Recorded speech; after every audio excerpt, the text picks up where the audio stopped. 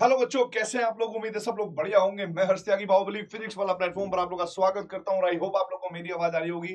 सभी को नमस्ते, नमस्कार, good evening, good evening, good evening. अब जल्दी से आइए और मुझे फटाफट बताइए भाई कमेंट बॉक्स में, क्या आप लोगों को मेरी आवाज आ गई है कि नहीं। यस और नो। आ गई भाई? क्या आप लोगों को मेरी आवाज आ गई भाई और बहनों, लेडीज एंड लेडीज? आ जाइए, हो जाइए तैयार। ठीक है, बहुत ठीक, बहुत ठीक, बहुत बढ़िया भाई। Good evening, good evening. आवाज एकदम क्लियर है। अब देखो बेटा, बात ऐसी है, ठीक है। अब बात ऐसी है कि कल की क्लास में मैंने आपको वाष्पदाब में आपेक्षिक अवनमन करवाया था ना, वाष्पदाब में आपेक्षिक अवनमन। तो उसके आधार पर आप लोगों को क्या करना है भाई,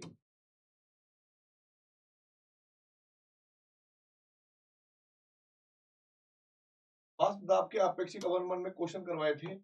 अब आपको कुछ क्वेश्चन जो है मुझे करके बताने हैं बेटा, ठीक है। कुछ क्वेश्चन करके बताने हैं। ऐसा एक क्वेश्चन मैं खुद लेकर आया हूं बेटा, ठीक है। एक अवाष्पशील नॉन वोलेटाइल सॉल्यूट को विलायक में मिलाया गया, तो विलायक का वाष्प दाब 10 mmHg घट गया। इस विलय का मोल अंश 0.2 है।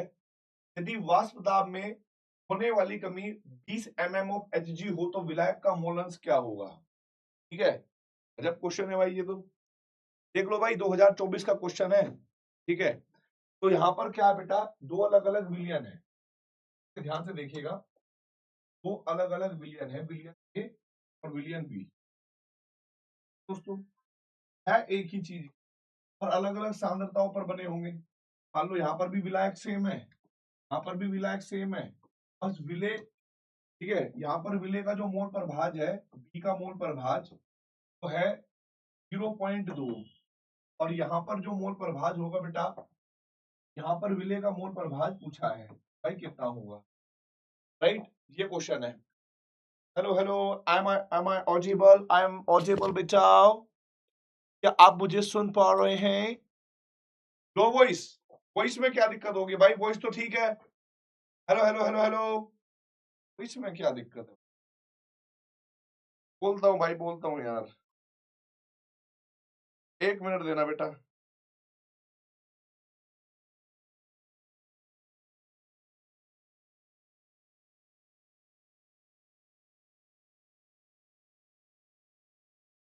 बोल दिया बेटा, बोल दिया, बोल दिया, बोल दिया, बोल दिया।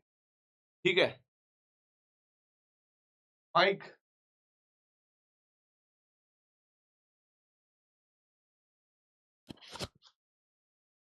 अब बताओ, अब बताओ। अरे माइक मैंने वहां रखा होता, शायद हो सकता है। अब मुझे बताना। हेलो बच्चों, कैसे हैं आप लोग। उम्मीद है सब लोग बढ़िया होंगे। मैं हर्ष की बाहुबली फिजिक्स वाला प्लेटफॉर्म पर आप लोग का स्वागत करता हूं और आई होप आप लोग को मेरी आवाज आ रही होगी। सभी को नमस्ते, नमस्कार। जल्दी से बताइए बेटा, क्या आप लोगों को मेरी आवाज क्लियर है? यस और नो, यस और नो दोस्तों, इज इट क्लियर नाउ? हाँ भाई, क्लियर है। Done done done done done done done done done done done. ठीक है, तुम्हें लग रहा था माइक ही भाई साहब, कभी कभी ना मास्टर लोग ऐसे होते हैं, दिमाग से एकदम पैदल, मतलब सॉरी यार, मतलब खुद के लिए बेइज्जती वाला शब्द यूज करना पड़ रहा है। एक होता है आदमी बिना मतलब मेरे को पूरा दिन अगर 24 घंटे में क्या याद रहता है, तो मुझे केवल याद रहता है केमिस्ट्री। अब तो मुझे लगता है कि रोहित शर्मा की आत्मा मेरे अंदर आ गई है। भूल जाता हूं, सब कुछ भूल जाता हूं। क्लास ले रहा हूं, बिना माइक के ले रहा हूं। फट रही है। ठीक है भाई, बोल देता हूं यार। अरे यार,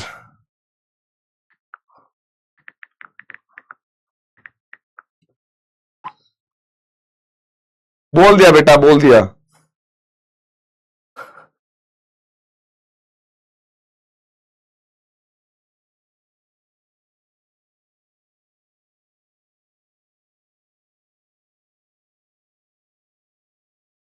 बोल दिया बेटा, बोल रहा हूं। ठीक है, कर रहे हैं, ठीक कर रहे हैं।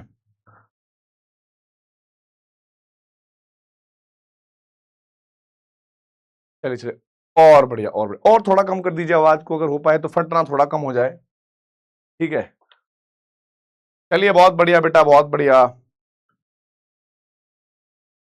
Done done done done. अब देखिए बेटा, तो आपको याद होगा ये हमारे पास क्या है बेटा, अवाष्पशील विलेय को घोला गया है किसमें, अवाष्पशील विलेय को घोला गया है बेटा विलायक में, और अलग अलग विलयन बनाए गए हैं। एक बार उन्होंने ये बोला कि जो वाष्प दाब में कमी होती है यानी पी नॉट माइनस के पी एस, यानी जो इसकी कमी है वो 10 mm ऑफ एच जी है या नहीं, आप कहोगे हाँ सर, ओके।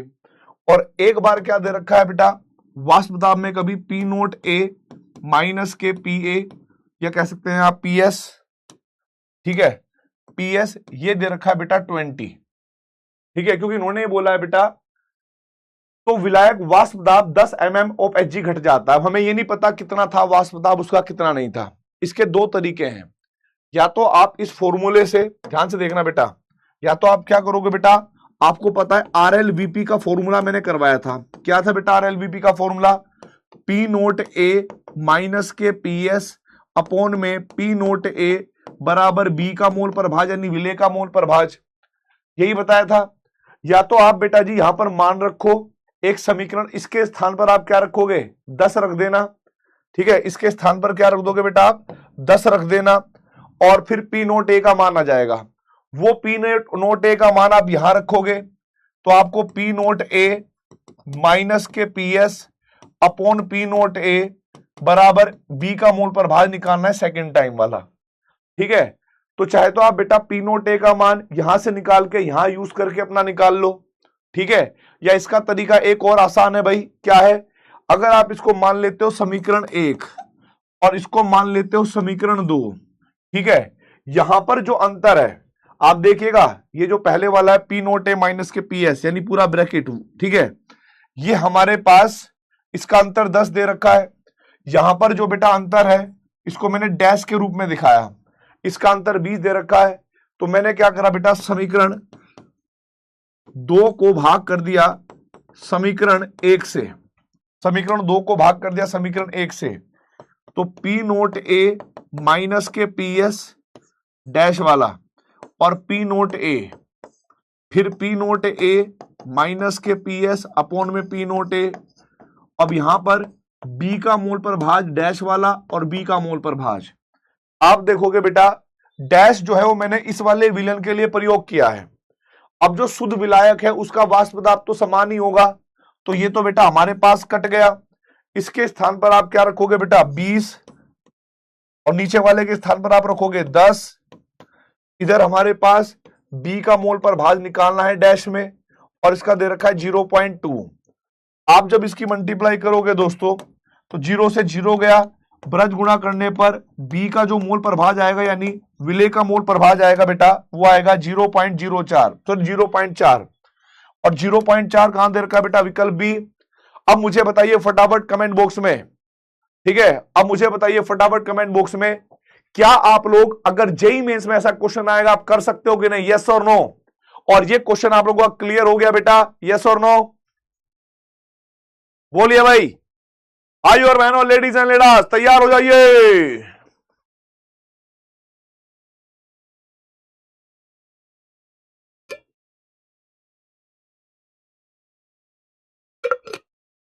लेकिन सुनना बेटा, इस क्वेश्चन में एक गड़बड़ है, यहां पर हमने निकाला विलेय का मोल प्रभाज और हमारे से क्या पूछा है बेटा विलायक का मोल प्रभाज। क्वेश्चन में पूछने का तरीका अच्छा था, हमसे क्या पूछा है बेटा विलायक का मोल अंश। तो हम लोग जानते हैं बेटा चूंकि ए का मोल प्रभाज प्लस बी का मोल प्रभाज बराबर 1 होता है, तो ए मतलब विलायक बराबर 1 माइनस के बी का मोल प्रभाज है ना, तो ये हमारे पास 1 माइनस जो वहां पर आया था 0.4, इससे आप 0.6 निकालना, तो करेक्ट आंसर आएगा बेटा 0.6, करेक्ट आंसर क्या आएगा बेटा 0.6, ठीक है। अब एक तो मेथड ये था बेटा, अब एक मेथड और होगा, दोनों मेथड से निकलवाना सिखाऊंगा, ठीक है। 0.6 का करेक्ट आंसर आएगा भाइयों। भाई देखो ट्राई करना पड़ेगा आपको, चाहे कुछ भी हो जाए दोस्तों, ट्राई तो करना पड़ेगा। अच्छा नहीं भैया नहीं भी,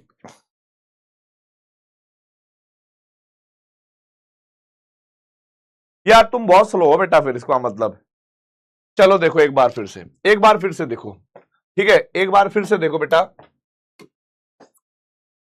देखो कैसे, मान लो मेरे पास एक विलियन है, मेरे पास दूसरा विलियन है, ठीक है, विलायक सेम है, ध्यान रखिएगा, विलायक सेम है बेटा, विलायक में कोई अंतर नहीं है, विलायक सेम है। दोबारा समझा रहा हूं आपको, इसने बोला कि जब आप इसके अंदर कोई चीज घोलोगे, इसको हमने बोल दिया क्या बेटा, सॉल्यूशन 1, और इसको क्या बोल दिया बेटा, सॉल्यूशन 2। इन्होंने क्या बोला हुआ है बेटा, एक अवाष्पशील विलेय जो विलायक में मिलाया जाता है तो विलायक का वाष्प दाब 10 mm कम हो जाता है, घट जाता है, यानी अंतर बताया है, यानी P नोट A माइनस के जो PS है वो 10 mm Hg है, वो इसने बोला है, कोई दिक्कत तो नहीं है।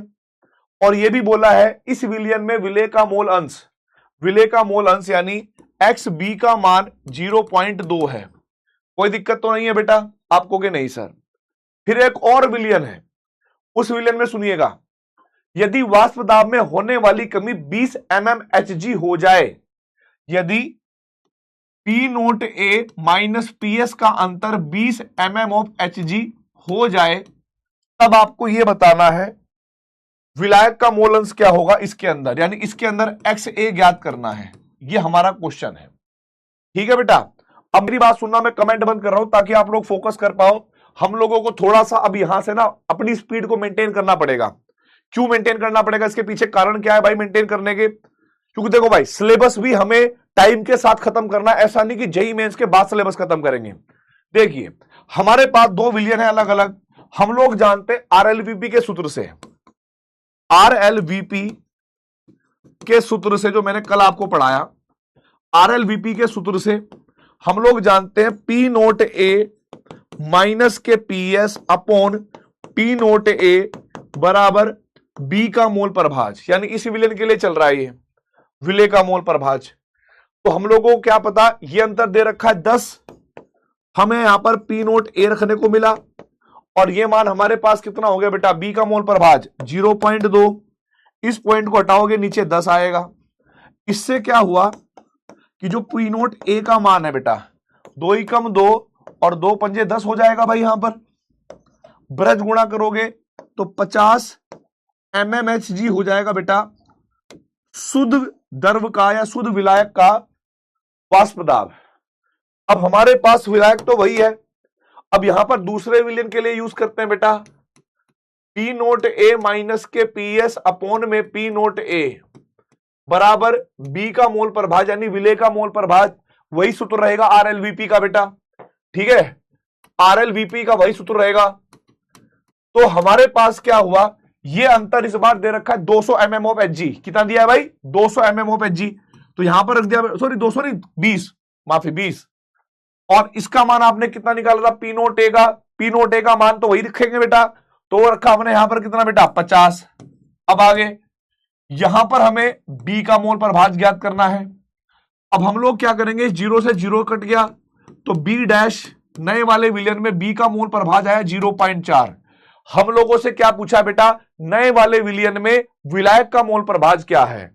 ठीक है, तो हम लोग कहेंगे बेटा सॉल्यूशन 2 में, सॉल्यूशन 2 में ऐसे कर लेते हैं, A dash plus B dash बराबर 1। अब B डैश का मतलब कितना हो गया भाई, XA डैश प्लस 0.4 बराबर 1, XA डैश बराबर 0.6। अब इतना हाई फाई लेवल का गणित तो आपको बेटा होना चाहिए। ठीक है, आशा करता हूं कि आप लोगों को अब समझ में आ गया होगा। Comment on.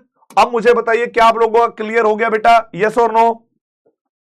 भाई प्रैक्टिस तो करनी पड़ेगी। अब ये क्वेश्चन हमारे पास आया था जेईई मेंस 30 जनवरी में और 2024 की शिफ्ट फर्स्ट में, तो 0.6 का करेक्ट आंसर होगा भाइयों। बढ़िया, तो दोनों मेथड से कराया, चाहे तो समीकरण बनाकर भाग करके काट दो, या बेटा एक से मान निकालकर दूसरे में रख दो। बहुत बेहतरीन, यस बहुत बढ़िया। आपको याद रखना है कि आपको अपना जोश कम नहीं होने देना। ठीक है, आपको अपना जोश कम होने नहीं देना। अब हमारे सामने एक और क्वेश्चन आता हुआ बेटा, ध्यान रखिएगा। अब वैसा ही क्वेश्चन है, थोड़ा टेंशन लेने की जरूरत नहीं है, पर इस बार थोड़ा सा परिवर्तन होगा, ध्यान रखना। कमेंट बंद है क्योंकि समझाऊंगा पहले फिर करवाऊंगा। 25 डिग्री सेल्सियस पर एक निश्चित मात्रा में ठोस को, ध्यान रखना, ठोस को, ठीक है, 100 ग्राम, ये ग्राम है, 100 ग्राम जल में घोलकर एक तनु विलयन बनाया जाता है, तो विलयन का वाष्प दाब शुद्ध जल के वाष्प दाब का आधा रह जाता है। विलयन का वाष्प दाब शुद्ध जल के वाष्प दाब से आधा रह जाता है। यदि शुद्ध जल का वाष्प दाब 23.76 mm ऑफ Hg है, तो मिलाए गए विलय के मोलों की संख्या ज्ञात करनी है, उत्तर निकटतम पूर्णांक में देना है। ठीक है, अब मेरी बात सुनना बेटा, आप लोगों को इंटीजर टाइप का क्वेश्चन है, 90 सेकंड का टाइम भी दूंगा, पर पहले आप लोगों को यह बता दूं, मैंने आपको एक नोट पॉइंट समझाया था कल की क्लास में, वो क्या है बेटा, जब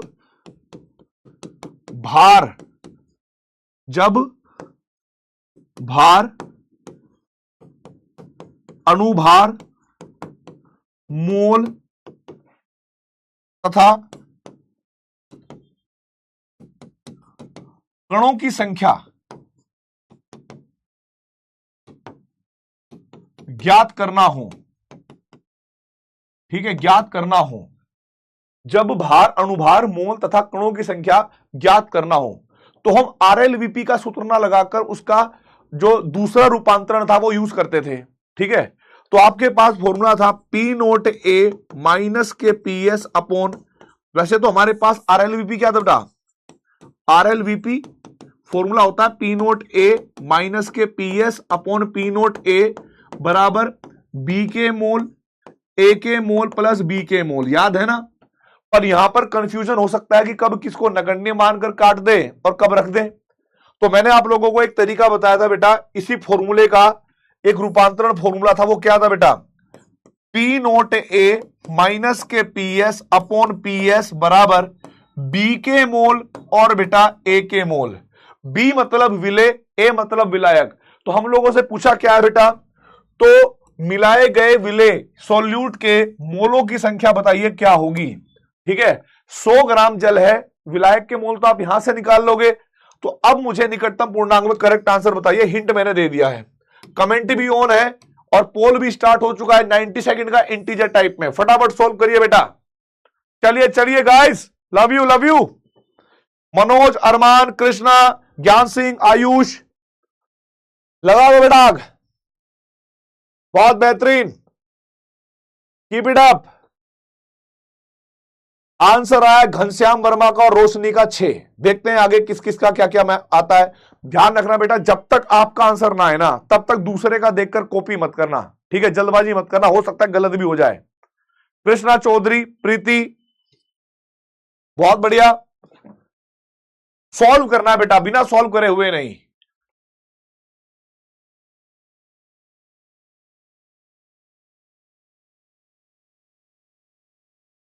ठीक है, इन्होंने बताया है कि जो विलयन का वाष्प दाब है ना, विलयन का वाष्प दाब वो विलायक के वाष्प दाब का आधा हो जाता है, यानी PS जो है ना कहीं वो P0A/2 के बराबर हो जाता है। आप लोगों को लग रहा होगा यहां पर यूज कर लेंगे।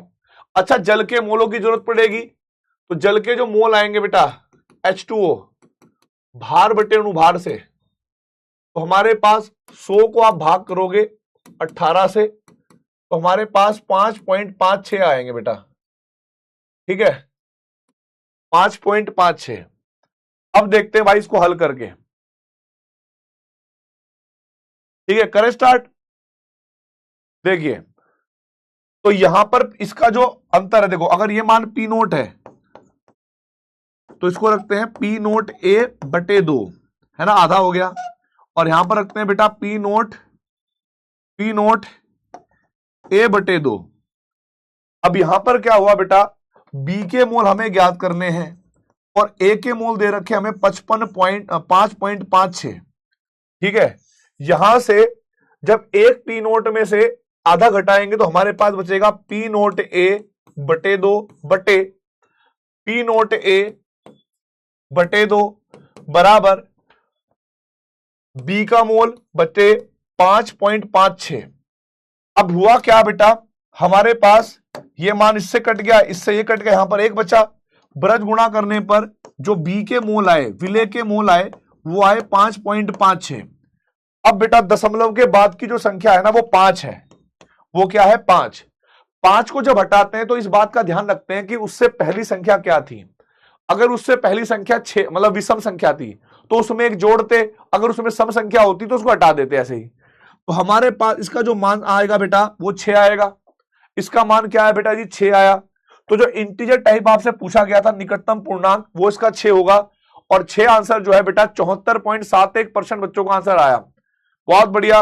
यश, धाकड़, अनिकेत, सागर, स्पाइकर, आकाश, अंसारी, प्रीति, रोशन, भुवनेश और जय, बहुत बढ़िया भाई। अब मुझे ये बताइए बेटा, सिली मिस्टेक हो जाती है कभी कभी। अगर आप लोगों से आरएलवीपी के क्वेश्चन जेई मेंस के आ जाए तो क्या आप लोग बता सकते हो भाई? अगला क्वेश्चन देखिए भाई, तैयार रहिएगा, ठीक है, क्वेश्चनों करने के लिए आज। अब यहां पर देखिए भाई, शुद्ध विलायक में एक अवाष्पशील विलायक के 10 एमएमई कम हो जाता है।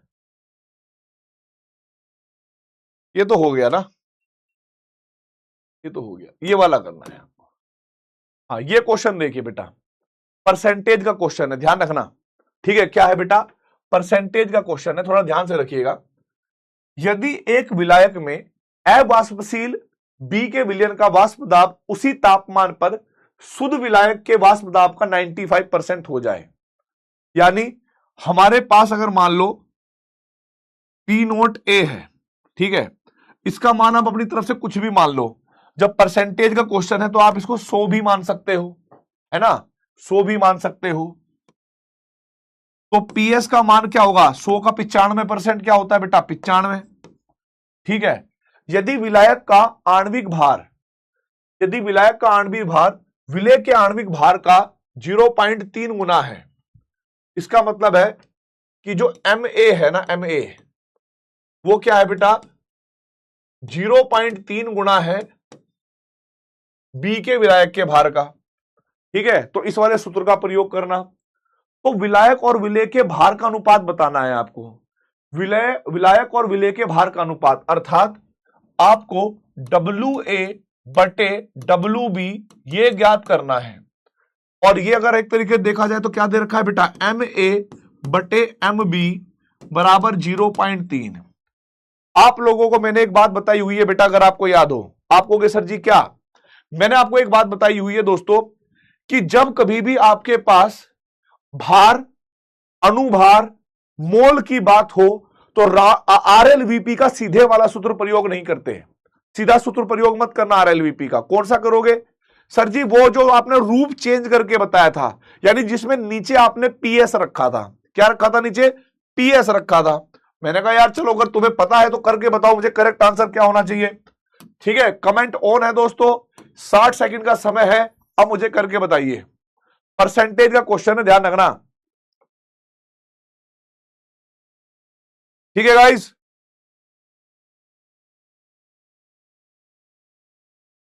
देखते हैं भाई क्या आता है अब।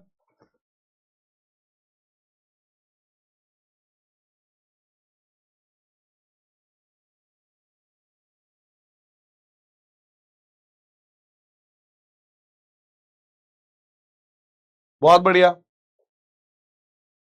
सूत्र लगाएंगे P not A minus PS upon PS, ध्यान रखना, बराबर बी के मोल अपॉन ए के मोल। इससे हल करना है। अब आप लोग क्या करोगे बेटा? सबसे पहले अगर यहां से हल करते हो तो आप कहोगे सर जी इसका मान 100 है, 100 में से अगर मान लो 95 चला गया तो यहां पर 95 नीचे रख देना। यहां पर बी का भार, बी का अणुभार, यहां पर ए का भार, ए का अणुभार, ऐसे रख देना सर। मैंने कहा ठीक है भाई। आप इसको हल करोगे, ऊपर जाएगा 5, नीचे बचेगा 95 बराबर MA बटे MB का मान 0.3 दे रखा है, WB बटे WA और इसका मान दे रखा है 0.3, तो यहां पर 0.3 रख लेना बेटा, ठीक है। हमसे क्या पूछा है? विलायक और विलेय का भार। तो आप लोग देखोगे बेटा 5 ही कम 5 और यहां पर हो जाएगा 19। और भाइयों डब्ल्यू ए, ध्यान रखना डब्ल्यू ए बटे डब्ल्यू बी, मैंने क्या करा इधर लेके चला गया डब्ल्यू ए, इधर ले गया डब्ल्यू बी, तो इधर क्या आएगा बेटा 19 गुणा 0.3 बराबर। अब आप लोगों को बेटा आता होगा 5 नम कितने होते हैं 27, ठीक है, 5 3 एकम 3 नम कितने होते हैं बेटा 27, 3 एकम 3 होते हैं बेटा, 2 हासिल का लगेगा तो कितना हो गया भाई 5, दशमलव लगा दो 1 तो 5.7 आएगा। अब 5.7 कहां दे रखा है बेटा विकल्प बी में, तो आप विकल्प बी को टिक करोगे आगे बढ़ोगे। देखते हैं 69.72% बच्चों का आंसर करेक्ट है, बहुत बढ़िया, ठीक है बहुत बढ़िया भाई। अब देखिए बेटा आगे की कहानी क्या है, हमारे सामने एक और क्वेश्चन आता हुआ, भार अणुभार, मैंने आपको पहले ही बोला था भार अणुभार और मोल ज्ञात करने के लिए कौन सा फॉर्मूला प्रयोग करना है। इस बार कोई हिंट नहीं है, शुद्ध तरल ए का वाष्प दाब यानी पी नोट ए का मान 10 टोर दे रखा है, पी नोट ए का मान दे रखा है बेटा ये, ठीक है, और उसी तापमान पर 1 ग्राम बी ठोस को 20 ग्राम ए में घोला जाता है तो इसका वाष्प दाब 9 टोर हो जाता है। तो ये जो 9 टोर है किसका होगा विलियन का, तक कम हो जाता है यदि ए का आणविक द्रव्यमान 200 एएमयू है, इसका आणविक द्रव्यमान दे रखा है, तो बी का आणविक द्रव्यमान निकालना यानी एक तरीके से अणुभार ज्ञात करना है। आपको मैंने बताया है कि अणुभार ज्ञात करने के लिए आपको कौन से फॉर्मूले का प्रयोग करना है, किस तरीके से रूपांतरण करना है। अब मुझे यहां पर कोई बच्चा रोता हुआ बिलखता हुआ नहीं दिखना चाहिए, ठीक है, फटाफट सॉल्व करिए बेटा और मुझे करेक्ट आंसर बताइए क्या होना चाहिए फटाफट। बहुत बढ़िया बेटा, बहुत बेहतरीन यार, गजब, गुड। हाँ भाई आज बारिश हो रही है बेटा,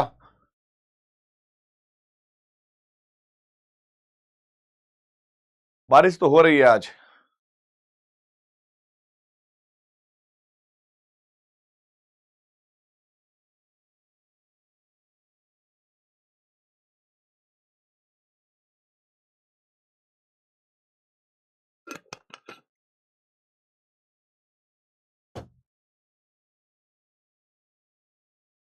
चलिए आप लोगों को पता है कि ये जो मान दे रखा है ये है पी नोट ए, ये है बेटा पी एस, ठीक है, ये दे रखा है बी का भार, ये दे रखा है ए का भार, ये दे रखा है एम ए, है ना, अणुभार दे रखा है बेटा किसका ये ए का, बी का ज्ञात करना है।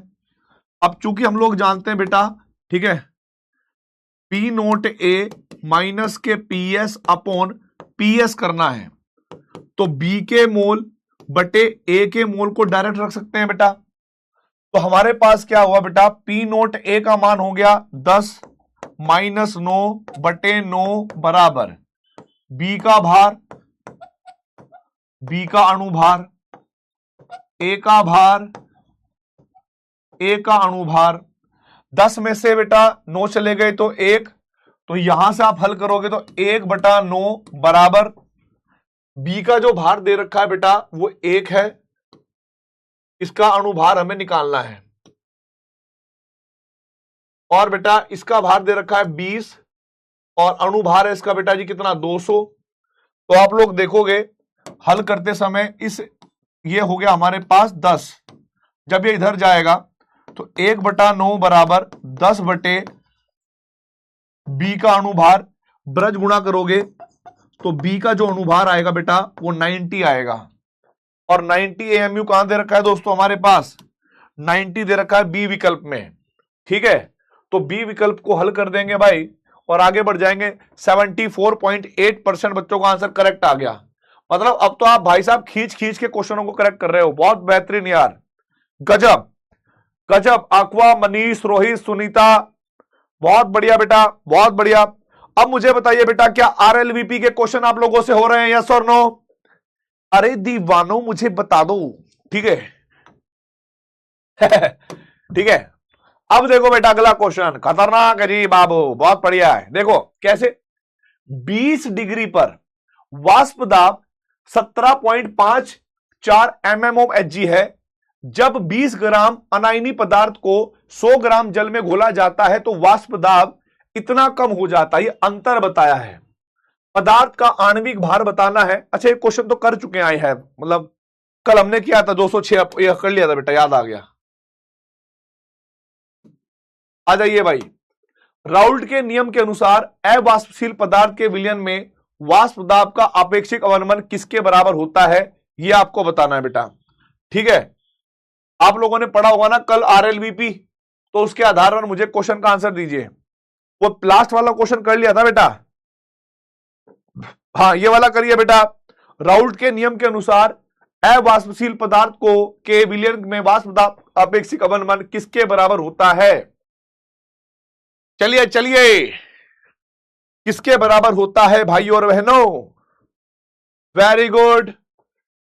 हम लोग जानते हैं RLVP का सूत्र होता है P note A minus KPS upon में P नोट A बराबर B का मोल प्रभाज, और B माने विलेय, B माने विलेय। तो ये भी आंसर बेटा क्या हो गया हमारे पास, करेक्ट हो गया भाई।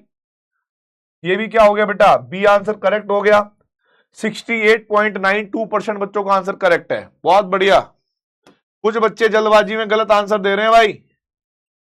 अगला क्वेश्चन देखिए भाई, ये क्वेश्चन हो गया था या नहीं हुआ था भाई कल? बेटा ये वाला क्वेश्चन हुआ था नहीं, या कल नहीं हुआ?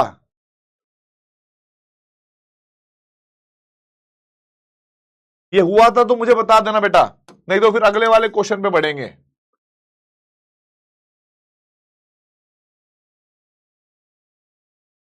बोलिए बोलिए, हो गया था ना, बहुत बढ़िया। ठीक है, तो हट गया, हटा देते हैं इसको। हो गया था ना, ठीक है, कोई बात नहीं। अब ये बताइए बेटा, किसी पदार्थ को विलायक में घोला जाता है तो विलायक का वाष्प दाब कम हो जाता है, इसके परिणाम स्वरूप अब आपको बताना है क्या होगा। ठीक है, ये सारे पॉइंट मैंने बताया है। किसी विलेय को, ठीक है, किसी विलायक में घोला गया, उसका वाष्प दाब कम हो गया। वाष्प दाब कम होने पर क्या प्रभाव पड़ेगा पूरे विलयन पे? ठीक है, ओके भाई और बहनों, तैयार हो जाइए फटाफट ये क्वेश्चन का आंसर देने के लिए। और जो बच्चे ये कह रहे थे कि सर जी होमवर्क करवा देते, तो बेटा ये सारे क्वेश्चन होमवर्क का पार्ट है। ये मैंने क्वेश्चन जो होमवर्क दिए थे ना, वही क्वेश्चन है। तो आप लोगों को मैं किस तरीके से करवा रहा हूं, मैं आपको बताता हूं पूरा प्लान। मैं जेईई मेंस के सारे क्वेश्चन, आपके मॉड्यूल के सारे क्वेश्चन, और जो मेरे खुद के उदाहरण है वो सारे क्वेश्चन, तीन चीजें आप कर रहे हो। साथ ही साथ आपको डीपीपी मिल रही होगी, डीपीपी के क्वेश्चन। तो क्वेश्चनों की कोई कमी नहीं आएगी, कॉन्सेप्ट की कोई कमी नहीं आएगी, ध्यान रखना बस इस बात का। ठीक है, तो अगर वाष्प दाब में कमी आती है बेटा, तो विलयन का जो क्वथनांक है वो बढ़ेगा। ठीक है, विलयन के क्वथनांक में वृद्धि, विलायक के क्वथनांक में वृद्धि, कमी, विलयन का हिमांक। सिंपल सी बात यह है, आप लोगों को पता था कि वाष्प दाब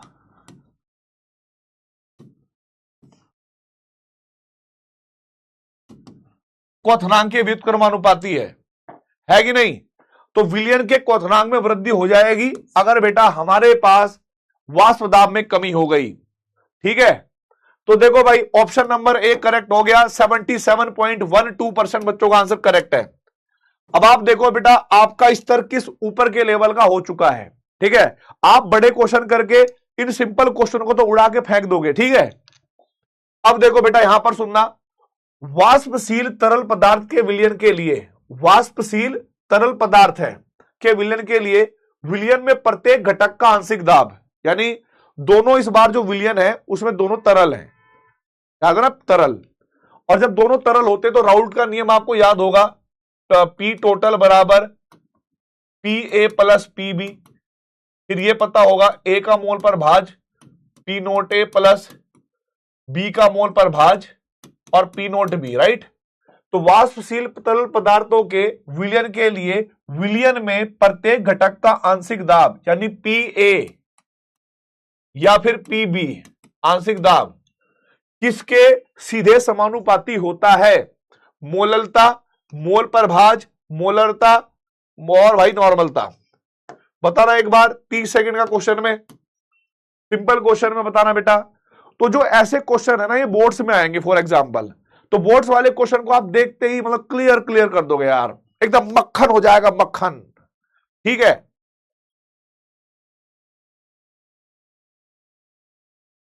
बहुत बढ़िया बाबू, बहुत बढ़िया।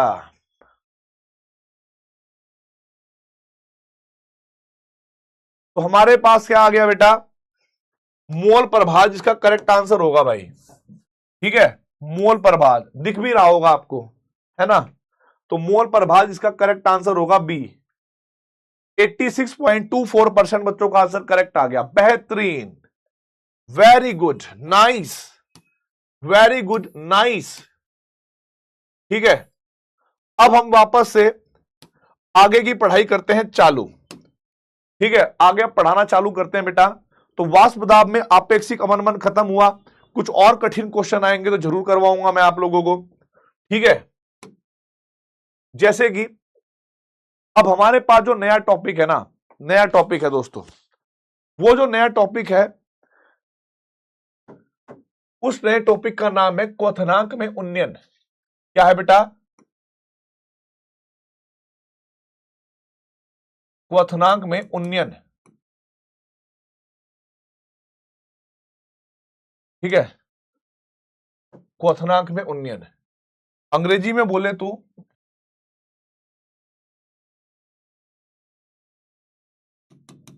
Elevation in boiling point. देखो, आपको अगर देखा जाए ना तो इसको पढ़ाना तो आसान है बेटा, पढ़ाने के लिए तो समय बहुत कम लगता है, सिंपल सी बात बताऊं, पर इसका फील दिलाने में मजा अलग आता है, मजा ही अलग आता है। कैसे जी, मान लो आपके पास ना एक वातावरण है और मुझे पता है कि आप लोगों का जो आंसर है ना, मतलब बहुत सारी चीजें आप लोगों को पता है, बस मुझे आपके अंदर की साइंस को जगाना है। क्या करना है, आपके अंदर की साइंस को जगाना है। कैसे जगेगी सर वो, मैंने कहा रुक तो जाओ, सब्र तो करो। ये जो मैंने आपको कण दिखाए हैं, धूल के कण जैसे, ठीक है, ये वातावरण बनाया है बेटा। वातावरण में धूल के कण, गैस के कण, जल वाष्प के कण ऐसे होते ही हैं। इससे आपको यह अंदाजा लग जाएगा, इससे आपको यह अंदाजा लग जाएगा बेटा कि भाई मेरे पास ना दो बर्तन है दोस्तों, एक बर्तन ये है और एक बर्तन ये है। ठीक है, और इसकी अलग अलग अवस्था के बारे में मैं बात कर रहा हूं। अब यहां पर क्या हुआ, ये हमारे पास क्या हो गई, शुद्ध विलायक है,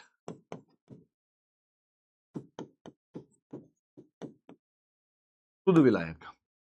और ये क्या है बेटा हमारे पास, विलियन। तो ये क्या कर दिया बोलना है, ए प्लस बी का विलियन हो गया बेटा ये। अब मेरा आप लोगों से जैसे जैसे मैं समझाता चलूंगा वैसे वैसे आप लोग सोचते जाना भाई।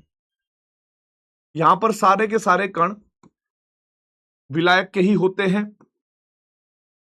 और यहां पर कुछ कणों में विलायक भी होगा और विलेय भी होगा, है ना। इस तरह से मिश्रण होगा बेटा,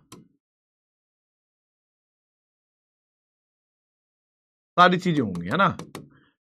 अब देखो, दोनों के लिए बाह्य दाब है, दोनों के लिए जो बाह्य दाब है वो तो बराबर ही होगा। एक्सटर्नल प्रेशर एक वायुमंडल, क्योंकि जो पृथ्वी, जो वातावरण है हमारे आसपास का, वो क्या कर रहा है, एक वायुमंडल, दोनों में समानताएं हैं।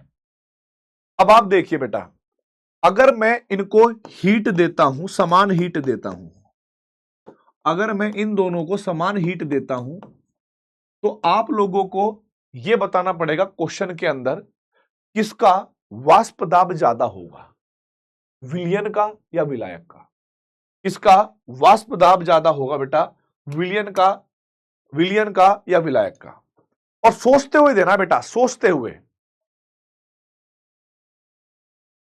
ठीक है बेटा, उसके भी मैं कुछ करूंगा। सुनीता बताओ मुझे,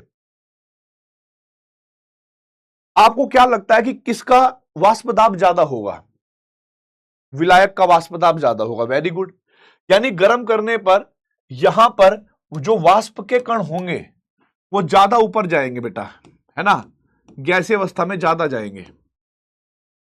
सही बात है भाई, तुम्हें पता है, मतलब समझदार हो यार आप, मतलब ऐसे नहीं है हल्के पलके ले रहा था मैं तो तुम्हें, विलायक का। अब आप सोच के देखिए, जैसे जैसे हम लोग जैसे जैसे हम लोग क्या करेंगे बेटा, इसके अंदर विले ऐड करेंगे। विले कैसे बेटा, भाई कोई विले होगा, अवाष्पशील विले, ये विले है, इसको घोलते जाएंगे इसके अंदर, तो पता है क्या होगा, यहां पर विलायक के जो कण होंगे, विलयन की तुलना, विलायक के जो कण होंगे वो कम होंगे, किसकी तुलना में बेटा, शुद्ध विलायक की तुलना में कम होंगे। देख पा रहे हो आप कहोगे हाँ सर इतना तो देख पा रहे हैं, इतने तो समझदार हम हैं। मैंने कहा हो, फिर देखो आप, राइट। अब यहां पर हम लोगों ने एक चीज देखी बेटा, इसका मतलब है इसका वाष्प दाब क्या होगा, कम, इसका वाष्प दाब क्या होगा, कम। अगर मैं आप लोगों से पूछूं कि क्वथनांक किसका ज्यादा होगा, क्वथनांक किसका ज्यादा होगा, क्वथनांक किसका ज्यादा होगा, विलयन का या विलायक का। अगर वाष्प दाब इसका ज्यादा है तो बेटा क्वथनांक किसका ज्यादा होगा, इसका होगा, राइट। अब देखो हम लोगों ने एक ग्राफ समझाया आप लोगों को, वो ग्राफ क्या है बेटा, लोग तो उसको कह देते हैं कि भाई बना लो ऐसे ही, छाप लो उसको बेटा ऐसे ही, बिना समझे हुए ही, ठीक है, छाप लो बिना उसके ही, बिल्कुल सही बात है। एक तरफ मैंने लिखा बेटा दाब, ऊपर से नीचे जाने पर क्या हो रहा है बेटा, दाब को बढ़ रहा है इसमें, और इधर से इधर जाने पर क्या होगा बेटा, टेम्परेचर इंक्रीज हो रहा है। ये बात आपको ध्यान रखनी है। तो मैंने क्या करा, सबसे पहले जब मैं इसको बॉइल करना चालू करने लगा, ठीक है, तो मैंने यहां पर ना अपने आप पहले ही पैरामीटर बना लिया कि यहां पर दाब का जो मान होगा वो एक वायुमंडल होगा। क्या होगा बेटा, एक वायुमंडल। यहां पर क्योंकि बाह्य वायुमंडल तो बेटा फिक्स होता है 1 atm,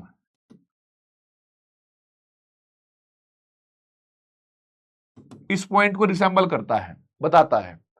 अब क्या हुआ कि जब स्टार्टिंग में मैं विलय और विलायक को, मतलब हीट देने से पहले की बात है, मैंने एक नॉर्मल टेम्परेचर रखा, लो टेम्परेचर, उस लो टेम्परेचर पे दो बिंदु बनाए हैं, उस दोनों टेम्परेचर पे दो बिंदु बनाए, एक बिंदु ये था और एक बिंदु ये था। मेरा क्वेश्चन पहला तो ये है कि पहला बिंदु इन दोनों बिंदु में से अगर कंपेयर करना पड़े इस टेम्परेचर पे, ध्यान रखना ये जो टेम्परेचर आपको दिख रहा है जहां मैंने कट मारा, जहां पर मैंने कट मारा, ठीक है, इस टेम्परेचर की बात कर रहा हूं बेटा। ये जो कट आप देख रहे हो ना, एक्चुअल में यहां पर दो बिंदु थे, एक था नीचे एक था ऊपर, इसका मतलब एक चीज का वाष्प दाब कम था, एक का वाष्प दाब क्या था, ज्यादा था। ज्यादा किसका था, विलायक का, कम किसका था, विलयन का। तो ठीक है, एक पॉइंट और समझिए, अगर मैं इधर बढ़ता हूं, इधर जाता हूं तो तापमान बढ़ेगा। आपको याद होगा मैंने आपको वाष्प दाब को प्रभावित करने वाले कारक बताए थे और उनमें एक पॉइंट लिखवाया था कि तापमान के बढ़ने पर, क्योंकि जैसे जैसे तापमान बढ़ेगा वैसे वैसे विलायक के कण ऊपर जाएंगे, वाष्पीकरण ज्यादा होगा, वाष्पीकरण जितना ज्यादा होगा वाष्प दाब उतना बढ़ेगा। तो इसका मतलब यह हुआ बेटा कि जब हम यहां पर टेम्परेचर बढ़ाने लगे तो वाष्प दाब बढ़ने लगा, बढ़ने लगा, बढ़ने लगा, बढ़ने लगा, बढ़ने लगा। एक टाइम आया जब विलायक का वाष्प दाब बाह्य दाब के बराबर हुआ, ठीक है, और इस पॉइंट पर जैसे ही वो बाह्य दाब के बराबर आया तो वो क्या हो गया बेटा, वाष्पीकृत ही हो गया पूरा, मतलब क्वथित हो गया, बॉइल हो गया। समझ में आई बात, बॉइल हो गया वो पूरा। चलिए जी, अब बॉइल होने के बाद यहां से आपका ऐसा बन सकता है या इधर जा सकता है, ठीक है, ऐसे आएगा, लेकिन यहां तक आप समझना कि यहां पर बॉइल हो गया। ये हमारे पास जो टेम्परेचर होगा, ठीक है, इस पॉइंट को रिप्रेजेंट करने वाला जो टेम्परेचर होगा ना बेटा, ये वाला पॉइंट को, ये होगा बॉइलिंग पॉइंट। किसका बॉइलिंग पॉइंट बेटा, विलायक का, ठीक है। अब देखिए आगे, जब आपने टेम्परेचर बढ़ाया था तो इसका मतलब ये नहीं तो कोई कि विलायक का ही वाष्प दाब बढ़ा होगा, वाष्प दाब बढ़ता है, चाहे वो विलय का हो, चाहे वो विलायक का हो, चाहे वो विलयन का हो। तो ऐसे ही बेटा यहां पर बढ़ाते गए, बढ़ाते गए, बढ़ाते गए, बढ़ाते गए, बढ़ाते गए, एक मिनट देना, यहां पर बढ़ाते गए, बढ़ाते गए, बढ़ाते गए, बढ़ाते गए, बढ़ाते गए, टाइम आया, जब विलयन का वाष्प दाब भी बाह्य दाब के बराबर हो गया, यानी 1 ATM के बराबर हो गया, ठीक है, क्योंकि पहले कम था, हमें इसको भी तो उसके बराबर ही करना पड़ेगा ताकि वो क्वथित हो जाए। तो जब विलयन बेटा क्वथित हुआ, बॉइल हुआ, उस टाइम पर टेम्परेचर थोड़ा बढ़ा हुआ मिला, ठीक है। तो ये जो आप देख रहे हो बेटा, ये जो आप देख रहे हो, इसको बोलते हैं बॉइलिंग पॉइंट सॉल्यूशन, ठीक है, बॉइलिंग पॉइंट सॉल्यूशन। और यह है बॉइलिंग पॉइंट किसका बेटा, सॉल्वेंट। अब देखो, होता तो बेटा वो द्रव वही है, सेम है तो वो पानी ही, पर आप समझिएगा जैसे जैसे आप इसके अंदर, सुनना मेरी बात को, जैसे जैसे आप इसके अंदर और मात्रा डालते जाओगे पदार्थ की, वैसे वैसे इसका वाष्प दाब कम होगा, किसका, विलयन का। तो ये बिंदु और नीचे आएगा। अब ये बिंदु जितना नीचे आएगा, ये अंतर उतना बढ़ता चला जाएगा यहां पर, यानी ये अंतर बढ़ेगा। इसको बोलते हैं बेटा अंतर को, जो आप देख रहे हो इस हिस्से को, ये जो आप इतना सा हिस्सा देख रहे हो, इसको बोलते हैं बेटा डेल्टा टीबी। इसका मतलब होता है कि क्वथनांक का जो अंतर आया है, क्वथनांक में जो उन्नयन हुआ है, क्वथनांक में जो बढ़ोतरी हुई है, वो ये अंतर है, ठीक है। और अब जो डेल्टा टीबी होगा, ये किसके बराबर होता है, जो बॉइलिंग पॉइंट है सॉल्यूशन का वो ज्यादा है, माइनस के बॉइलिंग पॉइंट है सॉल्वेंट का। यानी अगर आप यहां से यहां तक का मान में से ये मान घटा दोगे तो ये अंतर आ जाएगा। और इसी को क्या बोलते हैं, क्वथनांक में उन्नयन कहते हैं। क्या बोलते हैं बेटा, क्वथनांक में उन्नयन। तो हमने इसको क्या मान लिया भाई, डेल्टा टीबी क्या है, डेल्टा टीबी क्या हो गया बेटा, क्वथनांक में उन्नयन, क्वथनांक में उन्नयन। अब देखिए आगे, फिर सोचिए, अगर मैं और ज्यादा मात्रा घोलूंगा तो यहां पर वाष्प दाब और कम होगा, तो ये बिंदु नीचे जाएगा, तो ये अंतर और बढ़ेगा। यानी सीधी बात यह है कि विलय की मात्रा जितनी ज्यादा होगी, विलय की मात्रा जितनी ज्यादा होगी, क्वथनांक में अंतर उतना ज्यादा आएगा, क्वथनांक उतना बढ़ता चला जाएगा। अब मेरा आप लोगों से क्वेश्चन है, क्या क्वथनांक में होने वाली वृद्धि विलय के कणों की संख्या पर निर्भर कर रही है, यस और नो? बोलिए यार, ऐसा थोड़ा ही बोल रहा हूं मैं। क्या विलय के कणों की संख्या, मतलब सापेक्षिक, ऐसे नहीं कैसे आपेक्षिक, क्योंकि यहां पर विलायक भी फिक्स है, क्या यहां पर कणों की संख्या बढ़ने पर इसके क्वथनांक में वृद्धि इस पर निर्भर कर रही है? यस कर रही है, यस कर रही है। तो जो क्वथनांक में बढ़ोतरी हुई है, उस गुण को हमें क्या कहना चाहिए दोस्तों यार, उस गुण को क्या कहना चाहिए दोस्तों यार, बताना। उस गुण को कहना चाहिए अणुसंख्यक गुण। इसका मतलब आप लोगों का जो ये क्वथनांक में उन्नयन है ना, क्वथनांक में जो इंक्रीज आया है, इसी को एक दूसरा क्वथनांक वो बोलते हैं। बात समझ में आई कि नहीं आई? और यहां पर जितनी ज्यादा सांद्रता होगी विलय की, जितनी ज्यादा सांद्रता होगी विलय की, क्वथनांक में उन्नयन भी उतना ही ज्यादा होगा। क्यों भाई, ये बात भी तो दिमाग में आ गई होगी ना कि सर जी ये बात तो समझ में आ गई, मजा भी आ गया कि भाई जितनी ज्यादा सांद्रता बढ़ाओगे आप इस विलय की, इसके अंदर क्वथनांक में उन्नयन उतना ज्यादा आएगा। राइट और रॉन्ग? अब देखिए वापस से कमेंट बॉक्स में मैं बोलता हूं यहां पर। चलिए भाई, ये तो स्पष्ट हुआ, ये तो हमें स्पष्ट हुआ बेटा, यह तो स्पष्ट हुआ कि क्वथनांक में उन्नयन यानी डेल्टा टीबी एक अणुसंख्य, ठीक है, अणुसंख्य गुण है। लेकिन कहानी यह है कि भाई अणुसंख्य गुण होगा तो बेटा ये पक्का विलय की सांद्रता पर या विलय की कणों के नंबरों पर निर्भर करता होगा। राइट? अब सांद्रता दो प्रकार की होती है, एक होती है हमारे पास मोललता और एक होती है मोलरता। अब मुझे आप लोग बताइए आपकी फेवरेट क्या है और क्या यहां पर लेनी चाहिए विद रीजन। मतलब ऐसा नहीं कि किताब में लिखा है तो आप ड्राइव करोगे वहां पर डेरिवेशन ना। मैं कह रहा हूं कि तुम फ्री हो सोचने के लिए, साइंस पढ़ रहे हो। आप मुझे बताओ, आपको पता है कि डेल्टा टीबी का मान सांद्रता पर निर्भर करता है। दो हिंट दे दी मैंने। कौन सी सांद्रता है जो आप मतलब मोस्टली पढ़ते हो? एक है मोललता, एक है मोलरता। आपकी जो फेवरेट है वो बोल दो, फिर मैं बताऊंगा, उसके ऊपर विचार करूंगा कि मुझे क्या रखनी चाहिए यहां पर। ठीक है, मुझे यहां पर क्या रखनी चाहिए।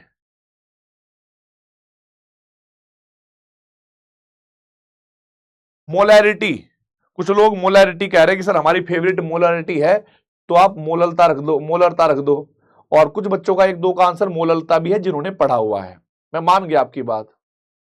और बेटा एक बात और ध्यान रखना, जब क्लास में खत्म होने में ना, क्लास खत्म होने में 15 मिनट बचे तो मुझे एक बार नोट कर देना, ताकि मैं आप लोगों को राउल्ट के नियमों की कमियां लिखवा सकूं। तो ये मत सोचना कि राउल्ट के नियमों की कमियां सर ने छुड़वाया है, वो लिखवाऊंगा, पर पहले एक तरह से अच्छा कंटेंट आ जाए। चलिए भाई, अब मैं यहां पर एक बात कहता हूं बेटा, ये बात हमें क्लियर हो गई। तो जो हमारे पास ये, मैंने कमेंट बंद करा है ताकि आप थोड़ा सा समझदारी कर पाओ। ठीक है, क्या है भाई जरा देखो, हमारे पास जो एलिवेशन इन बॉइलिंग पॉइंट है वो समानुपाती है किसके बेटा? मोललता के, छोटी मोललता के। अब क्वेश्चन यह आता है सर मोललता ही क्यों लिया, मोलरता क्यों नहीं? मेरा फेवरेट तो मोलरता है, मेरी मम्मी का फेवरेट भी मोलरता था, मेरी दादी का फेवरेट भी मोलरता था, हमारा तो इतिहास चला आ रहा है। आप कैसे बात कर रहे हो कि मोललता ले लिया आपने? और मोललता का छोटा एम अच्छा भी नहीं लग रहा सर। मेरा नाम तो मांगे राम है, मेरा नाम तो मयंक है, मैं पहला साइन ही कैपिटल एम का मांगता हूं, है ना? छोटा अच्छा नहीं लग रहा। मैंने कहा रूजा नालायक, तेरे नाम से कुछ फर्क नहीं पड़ता, बेवकूफ बदतमीज। देख यहां पे एक है मोलरता और एक है मोललता। दोनों सांद्रताओं में अगर आप लोगों को पता हो, एक में फॉर्मूला होता है मोल अपॉन में आयतन और एक मोललता होता है मोल अपॉन में भार विलायक का। अब आप खुद ये सोचो, जैसे जैसे आप थोड़ा बहुत तापमान बढ़ाओगे तो आयतन में परिवर्तन आएगा। और मैंने आपको स्टार्टिंग में यह बात बताई थी कि देखो भाई, मोलरता एक ऐसा सांद्रता पद है जो ताप पर निर्भर करता है, जबकि मोललता एक ऐसा सांद्रता पद है जो ताप पर निर्भर नहीं करेगा। तो हमें ऐसा डेटा लेना चाहिए जिसको हल करने के बाद हमारे डेटा में और एक्सपेरिमेंटल डेटा में कोई अंतर ना आए, कोई हमें ना कहे कि ओए क्या प्रैक्टिकल करके लाया, तेरा मान गलत आ रहा, भाग जाए यहां से। हम तो वो डेटा निकालना चाहेंगे जो बिल्कुल करेक्ट हो, हम तो सही एक्सपेरिमेंट करना चाहेंगे। इस वजह से यहां पर हम मोलरता नहीं लेते, मोललता लेते हैं। कोई आप लोगों से पूछे कि बाबू यहां पर मोललता क्यों लिया है, तो आप ये नहीं कहोगे कि हां किताब में लिखा हुआ था, है ना, सर ने पढ़ाया हुआ था। आप इसलिए लिखोगे मोललता लिया हुआ है क्योंकि देखो मोललता ताप पर निर्भर नहीं करता, इसलिए जब तापमान बढ़ा रहे होंगे तो मोललता के मान में कोई परिवर्तन आएगा नहीं। इसीलिए अपने डेटा को सुरक्षित रखने के लिए हमने ऐसा करा। अब जैसे हम अनुक्रमानुपाती के चिन्ह को हटाएंगे बेटा, तो डेल्टा टीबी बराबर एक हमारे पास कांस्टेंट आएगा केवी इनटू में, ठीक है, केबी इनटू में मोललता। ठीक है, तो बस ये फॉर्मूला है। आगे के जो आप न्यूमेरिकल देखोगे ना बेटा, वो इस वाले फॉर्मूले पर देखोगे। आगे के जो फॉर्मूले देखोगे वो इस वाले फॉर्मूले पर देखोगे आप, डेल्टा टीबी बराबर केबी इंटू में एम। अब यहां पर लिखेंगे बेटा, यहां पर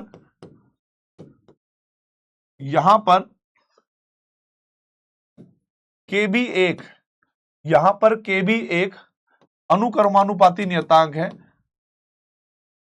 अनुक्रमानुपाती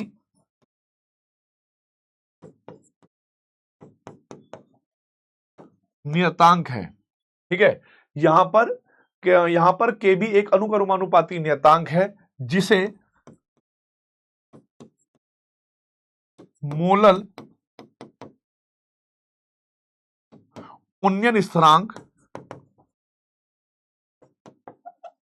ठीक है, मोलल उन्नयन स्थिरांक अथवा इब्यूलोस्कोपिक कांस्टेंट भी कहते हैं।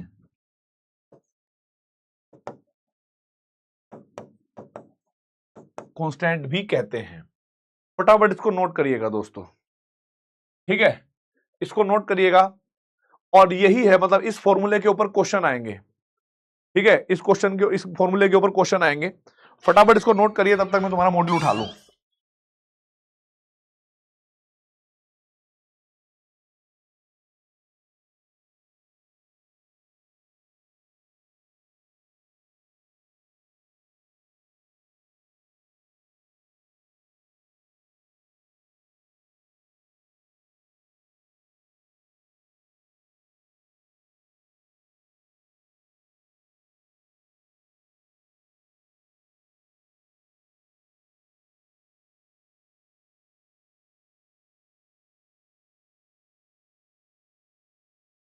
भाई रेडी गाइस?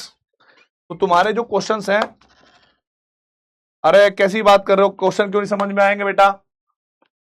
देखो इस केबी का मान 99% जो है वो क्वेश्चन के अंदर देगा वो, ठीक है। अब मैं कुछ क्वेश्चन कराऊंगा, क्योंकि क्वेश्चन करने से ही आप लोगों को चीजें समझ में आती है। मैं आपको क्लियर एक बात बताऊं भाई, ठीक है, बस एक बात ध्यान रख लेना भाई, पता है क्या, अगर मान लो कभी भी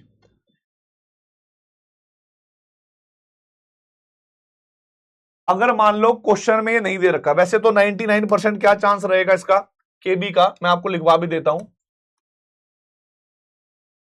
99.9%, ठीक है, 99.9%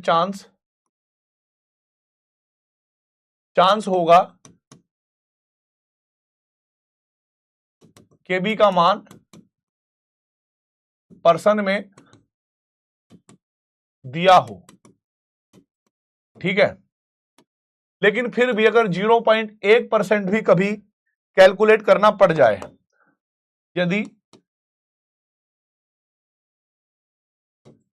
फिर भी कभी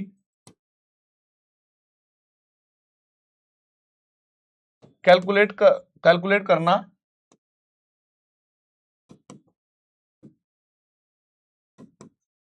पड़ जाए, ठीक है।